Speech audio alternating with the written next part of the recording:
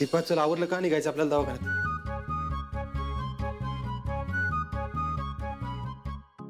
काय ग काय झालं? जायचं ना दवाखान्यात? साहेब माईच्यान सांगू राहिले उभ्या आयुष्यात कधी दिमागाच्या डॉक्टरकडे गेले नाही साहेब. मला लय भीती वाटू राहिली हो. दीपा अगं रोजच एक गोष्ट समजून सांगतो तुला मी. तसं नाही होत साहेब. ते डॉक्टर पण पत्रकारांसारखं ते अंगावर असे वस्कन आले आणि माझ्यावर राग काढला म्हणजे प्रश्न विचारून. अगं डॉक्टर का राग काढल? नाही काढणार म्हणा पण मला प्रश्नाची उत्तर देता आले नाही मग वाटणार ना त्यांना तसं.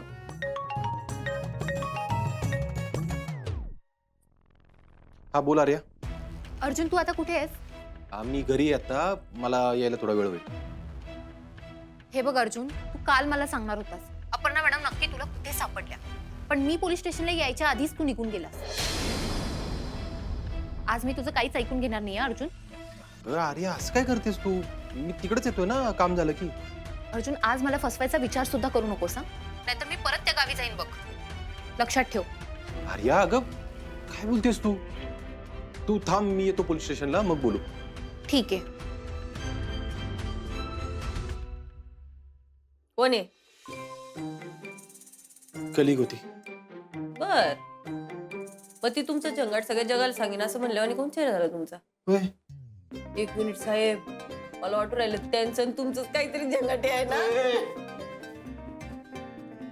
तुझे झगाट काय काय काय बोलती कळतं का तुला? झगाट काय झगाट काय झगाट? तू आवर चल जायचं दवाखान्यात. झगाट म्हणा. हो साहेब माझ्यावर कोण ओरडू राहिले तुम्ही? मी सहज बोलू राहिले ना. ऐका काय त्याचं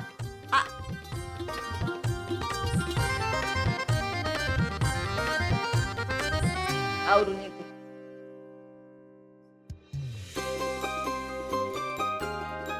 ऐका ना मला भीती वाटू राहिली साहेब. अगं तू आधी हे सोड. दीपा हे बघ तू आधी भीती मनातून काढून टाक. हे बघ डॉक्टरांच्या समोर जाऊन बसायचं. त्यांनी प्रश्न विचारला उत्तर माहित असेल तरच द्यायचं, नाही तर आठवत नाही म्हणायचं. हे बघ आज तिकडे सगळं नीट हँडल कर. मी नाही तुझ्या बरोबर तिकडं. हा? अगं पोलीस स्टेशनला काम आहे. तोच फोन होता मगाशी कलिग ते म्हणले ना झंगाट ते. अयो साहेब मी एकटीच आहे. एकटी नाही घरातले आहेत सगळे. तर लय मोठा प्रॉब्लेम आहे साहेब. अगं त्यांनी मला ओळखलं मग. अगं तेच तर कॉन्फिडन्स मध्ये उत्तर दे. कोण नाही ओळखणार काय तुला? हा आणि त्या बारक्याचं काय? अमोल. त्याचं नाव अमोल आहे. हे बघ अमोलला प्रेमाने आपुलकीने गोष्टी समजवल्या ना का ऐकतो, आणि त्याला खरंच मनापासून समजून सांगितलं ना तर त्याच्या एवढं समजूतदार कोण नाही करत. माझं काही चुकू राहिलं का साहेब? हे बघ दीपा तुझं चुकत काय नाही ग. आप्पीच्या मनात अमोलबद्दल जी भावना होती ना, ज्या फिलिंग होत्या ना, त्या तू नाही आणू शकत तुझ्या मनात. मला कळतंय. पण हे बघ तू तुझ्या चिलेपिल्यांबरोबर जसं वागतेस ना तसं अमोल बरोबर वागण्याचा प्रयत्न तरी कर ना. साहेब चिल्ली पिल्ली काय हात आहे का सोबत माझ्या? अहो मला कळतंय दीपा, पण हे बघ तू अमोलला जीव लावलास ना तर त्याच्या 10 पटीने जीव तो तुला लावल. पण त्याच्याशी असं तुटकपणे नको वागू. लहान मुलाने एवढं निर्मळ कोण नसतं जगात. तुला तर माहितीच आहे. करते मी प्रयत्न. ऐका ना फक्त तुम्ही फिक्स मध्ये लवकर पोहोचावर का टाइम मध्ये तिथं? हो. हा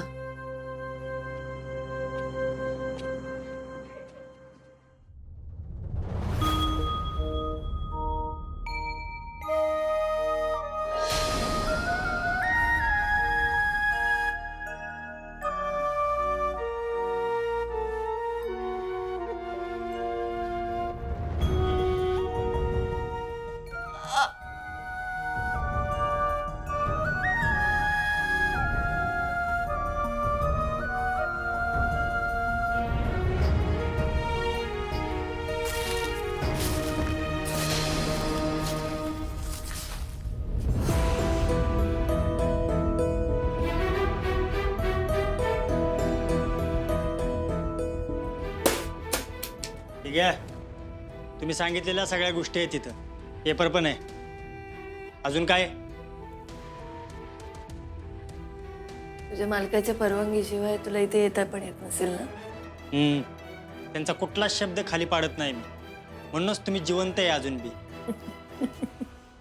असं आहे काय झालं?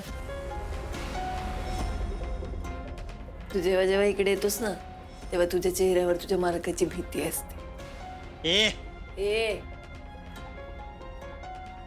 बांधून ठेवलेस तू मला. तू फक्त ओरडू शकतोस.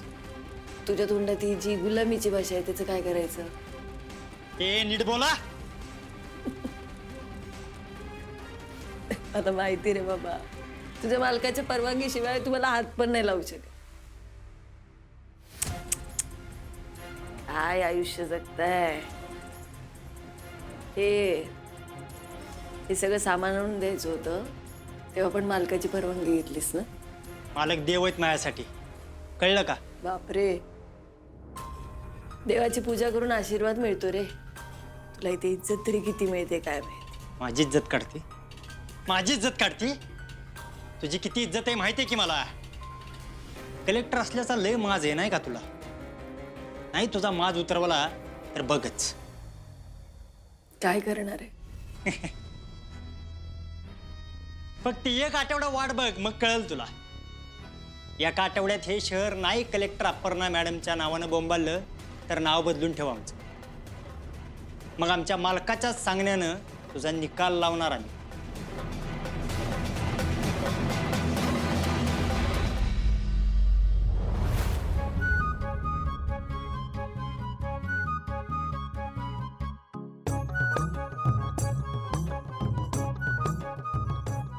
अपर्णा, अगं कसलं टेन्शन घेतलेस का तू?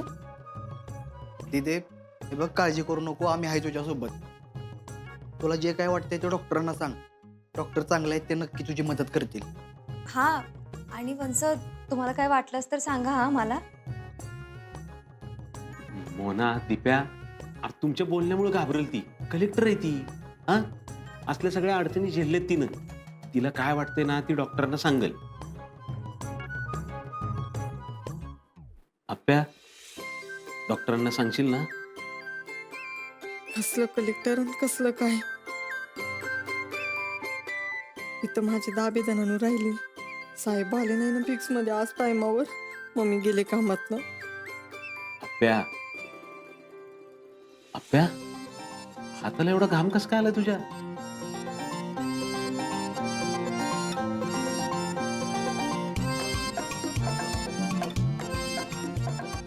आप्या, आप्या, एवढा घाम येतोय? अपर्णा माने बोलवलंय तुम्हाला. हा, जैन साहेब, जय, बोला, काय कायचंय? मला काय नव्हतं बोलायचं. अरे मॅडमलाच काय बोलायचं होतं ते. जैन सर, अर्जुन, अपर्णा मॅडम तुला नक्की कुठे सापडल्या या प्रश्नाचं उत्तर मला भेटत. आणि त्यामुळेच मी स्वस्थ बसू शकत नाही. तर प्लीज सांगशील का? अरे हे बघ, तू आधी शांतपणे आई. मुळात तू तुझं काम नीट केलं नाहीस किंवा चोख केलं नाहीस असं का वाटतंय तुला? कारण मी लाख शोधून सुद्धा अपर्णा मॅडम मला सापडल्या नाहीत अर्जुन. आर्या, तू प्रोसिजर प्रमाणे काम केलंस. तू जर मर्यादेच्या बाहेर जाऊन शोधलं असतंस ना, आपली तुला सापडली असती. म्हणजे नक्की काय म्हणायचं अर्जुन तुला? सांगतो. हे बघ, ऍक्सिडेंट झाला दरीच्या ठिकाणी, बरोबर? दरीच्या पूर्व बाजूला म्हणजे दरीत इकडे आपल्याला गाडी सापडली, ड्रायव्हरची बॉडी सापडली. पण दरीच्या पश्चिमेच्या बाजूला अप्पीने उडी मारली. तिकडे जाऊन तिने एका गावात मदत मागितली आणि उपचार घेतले. हा बघा मॅडम, मी म्हणलो होतं की नाही आपल्याकडून काहीतरी सुटलं असेल म्हणून. एक मिनिट अर्जुन, त्या गावामध्ये आम्ही काल सुद्धा गेलो आणि यापूर्वी सुद्धा आम्ही त्या गावात शोध घेतलेला आहे. आर्या, त्या पोलीस स्टेशनने आपल्याला फक्त 5 किलोमीटरच्या हद्दीमध्ये शोधण्याची परवानगी दिली होती. तसा नियम असतो, आहे की नाही? आणि हे बघ, काय माहितीये का, की तुम्ही त्या गावापर्यंत पोहोचलाच नाही असं नाही म्हणत मी. पण गाव गाव नसतं फक्त. आजूबाजूला त्या गावाच्या वाड्या वस्त्या असतात, ज्यांचं नाव पण त्याच गावावरून असतं. त्यामुळं तुम्ही त्या प्रत्येक घरात जाऊन शोधलंच असलं असं नाही ना. मग एवढं. अर्जुन, नेमकं कुठल्या भागात तुला अपर्णा मॅडम सापडल्या सांग ना मला. अरे तुला नक्की काय पाहिजे ग? नाही म्हणजे मला अप्पी सापडली, मला काय प्रॉब्लेम नाही. तू काय एवढी चौकशी करतेस? मॅडम, साहेब म्हणतात ती बरोबर आहे. अहो, त्यांच्या पद्धतीनं शोध व्हावा म्हणून शेवटचे 2 दिवस आपण त्यांना केस दिली होती की नाही? हो, तरीही माझ्या डोक्यातून शंका जात नाहीये अर्जुन. म्हणजे अपर्णा मॅडम जेव्हा आल्या होत्या तेव्हा त्यांचं वागणं हे काहीतरी वेगळं होतं अर्जुन. म्हणजे अपर्णा मॅडम असून सुद्धा त्या अपर्णा मॅडम वाटत नव्हतं. अहो मॅडम, अहो काय बोलताय तुम्ही? हो चिंचुकी, त्यांचं ते वागणं, त्यांचे ते हावभाव, किंबहुना अर्जुन त्यांचं ते शांत राहणं, या सगळ्यामध्ये अपर्णा मॅडमची एक झलक सुद्धा दिसली नव्हती मला. तुला नेमकं काय म्हणायचं आर्या? ओ आर्या मॅडम, अहो ऍक्सिडेंट झाला तो काही साधा सुद्धा झालेला नव्हता. अहो आपण त्यांना वेळ दिला पाहिजे. चिंचुके, ऍक्सिडेंटने माणूस जखमी होतो, त्याला धक्का बसतो, पण म्हणून काय माणूस पूर्णपणे बदलून जावा असं होत नाही चिंचुके. बर मग आता तुझं काय म्हणणं आहे अरे? अर्जुन, मला असं वाटतं की मी स्वतः अपर्णा मॅडमशी बोला, म्हणजे त्यांचा हा अपघात कसा झाला आणि या अपघातातून त्या कशा वाचल्या हे मला त्यांच्याकडून जाणून घ्यायचंय. अर्जुन, आर्या तुझं काय डोकं फिरलंय का ग? एकतर आपल्यात एवढ्या मानसिक धक्क्यामध्ये त्या तुला या सगळ्या चौकशा करायच्यात का? अर्जुन, अरे पण हो मॅडम, ऐका माझं जरा. नाही नाही नाही चिंचुके, आर्या तिथपर्यंत पोहोचू शकली नाही ना, ह्याचं टेन्शन नाही तिला. आप्पी घरी आली ना परत, त्याचं टेन्शन आहे. ती चलते ना हिच्या डोळ्यात. हे बघ आर्या, तुला आप्पीबद्दल जे काय सांगायचं ना मी सांगून झाले. आता इथून पुढे तुला जे काय करायचंय तुझ्या पद्धतीने कर.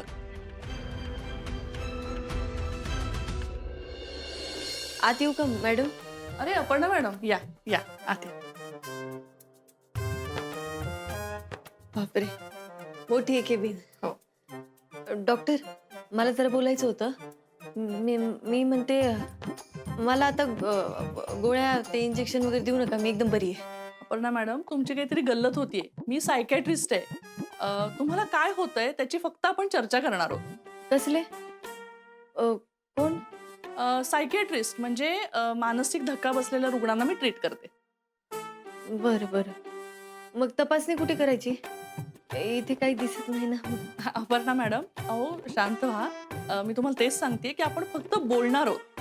बोलायचं का? मग गप्पा मारून काय होणार आहे? तुम्ही शांत व्हा, या बसा. हा. बसा. पाणी प्या आधी आणि शांत व्हा.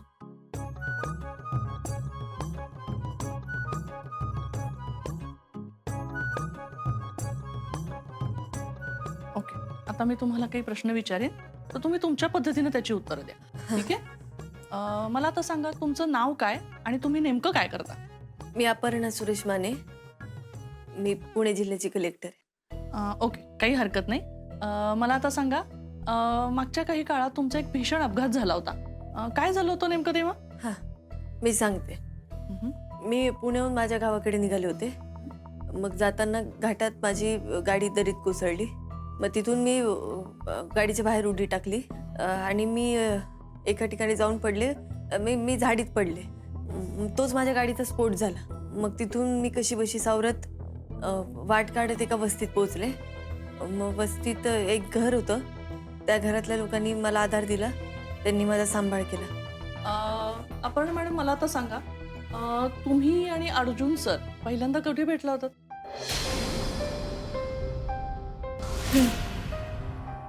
बर, ठीक आहे. आपण इतकं आधीच नको विचारायला. ठीक आहे? मला सांगा, तुमचा मुलगा अमोल तो कुठल्या शाळेत शिकतो?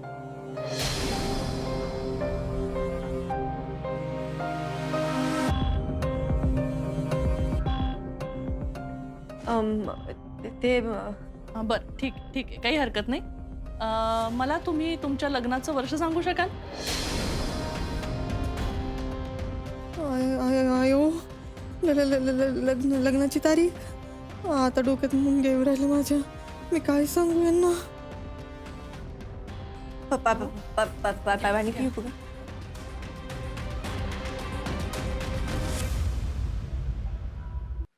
बापू, दीदी ठीक असेल ना? असेल, ठीक असेल. तू नको काळजी करू.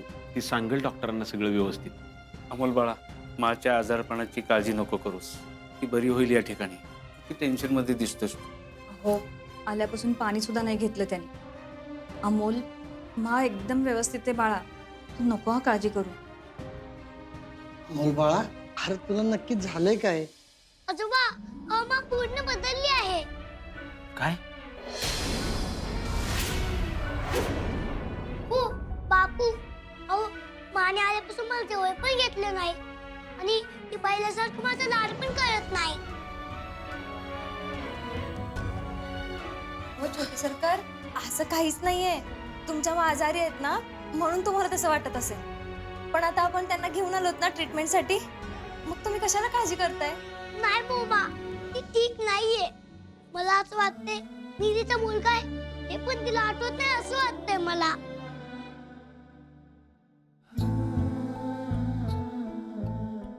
अमोल बाळा, हे बघ, ही वेळ आपल्यासाठी लय अवघड आहे, पण तुला ठाम राहावं लागेल. तुझी मला लवकरात लवकर बरी होईल. दिप्या, बापू, आप्पी. डॉक्टरांसोबतच. पण अर्जुन, अरे जरा जास्तच घाबरली होती रे ती आज. काय? हो भाऊजी, म्हणजे आल्यापासून ती कोणाचा एक शब्द सुद्धा नाही बोलली. एकदम घाबरी घुबरी झाली होती हो. अर्जार पोरगी का घाबरती तेच कळणार. मी बघतो लगेच. अर्जुन, या ठिकाणी आज जायला परवानगी नाहीये. दादा, मला आत्ताच्या आत्ता आपल्याला घेऊन कलेक्टर ऑफिसला गेलं पाहिजे. इमर्जन्सी. काय अर्जुन? अरे पण तिच्यावर उपचार केले पाहिजे. मी करून घेतो उपचार बापू, माझ्यावर विश्वास ठेवा. अहो अर्जुन दादा, पण आता त्यांची परिस्थिती तशी नाहीये. आता आपल्याकडे दुसरा पर्याय नाही मोना. हे बघा, माझ्यावर विश्वास ठेवा. मी तिला काय नाही होऊन देणार. बघतो, उपचार करून घेतो.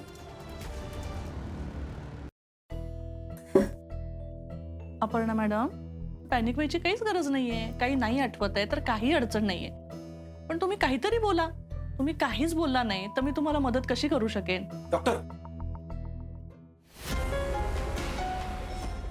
डॉक्टर, मला कळतंय की अपॉइंटमेंट खूप महत्वाची आहे, पण मला यांना आत्ताच्या आत्ता कलेक्टर ऑफिसला घेऊन जायचंय. Arjun sir, this is impossible. तुम्ही त्यांना आता कलेक्टर ऑफिसला नाही घेऊन जाऊ शकत. मला कळतंय डॉक्टर तुमचं म्हणणं, पण माझ्याकडे दुसरा काय ऑप्शन नाहीये. इमर्जन्सी आहे खूप. अर्जुन सर, पण आपल्याला त्यांची ट्रीटमेंट सुरू करायची आहे. थोडं समजून घ्या. हवं तर मी तिला घेऊन परत येतो तुमच्याकडे. अर्जुन सर, माझं त्याबद्दल काहीच म्हणणं नाहीये, पण आता त्यांना त्यांच्या मागील आयुष्याच्या बेसिक गोष्टी सुद्धा लक्षात नाहीयेत. त्यांना जर आपल्याला ट्रॅकवर आणायचं असेल तर त्यांचे काउन्सिलिंग सेशन्स आपल्याला सुरू करावे लागणार आहेत. त्या सगळ्याची मी काळजी घेतो डॉक्टर, पण आत्ता मला जाऊ द्या प्लीज. अर्जुन सर, मी त्यांना विचारलेल्या एकाही प्रश्नाचं उत्तर त्यांना नाही देता आलेलं आहे. हा अपघाताचा परिणाम असू शकतो, पण काहीतरी मिसिंग आहे. म्हणजे एका अपघातामुळं एवढी विस्मृती एखाद्या माणसाला येणं शक्य नाहीये. तुम्हाला त्यांचा लहानपणीचा काही ट्रॉमा माहिती आहे का? डॉक्टर, आपण त्याबद्दल सविस्तर बोलू. आता प्लीज जाण्याची परवानगी द्या ना मला. ओके फाईन, पण त्यांची ट्रीटमेंट तुम्हाला लवकरात लवकर सुरू करावी लागेल. हो, थँक्यू, करतो.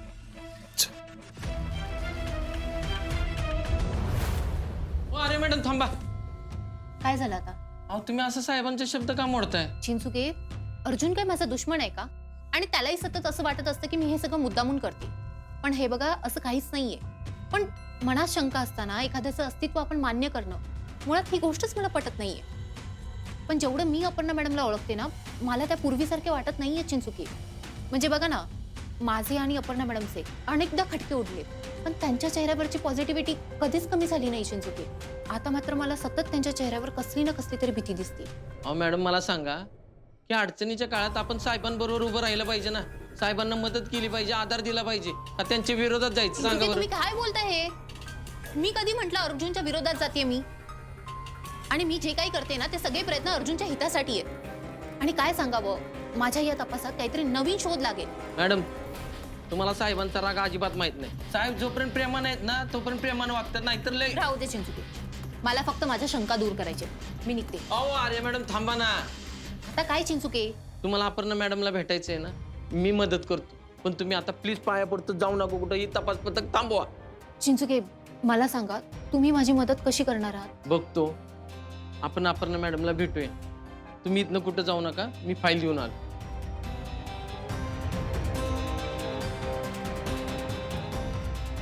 या अपघातामागे नक्कीच काहीतरी गुपित आहे, पण ते काय आहे ते मला कळायलाच हवं.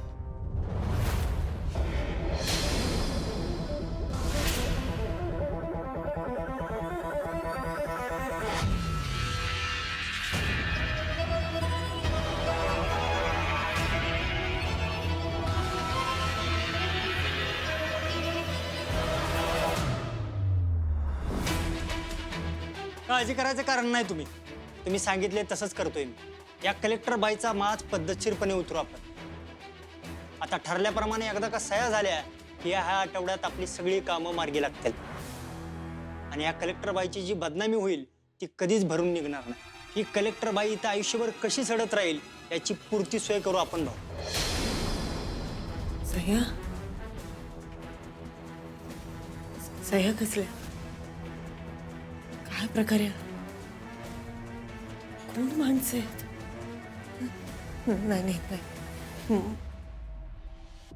काही झालं तरी त्यांचा फोन मिळाला पाहिजे मला. फोनवरून कळेल एक्झॅक्टली कुठे आहे मी. मला कळालं, मला अर्जुनला सांगता येईल मी कुठे. फोन मिळाला पाहिजे. श्रेया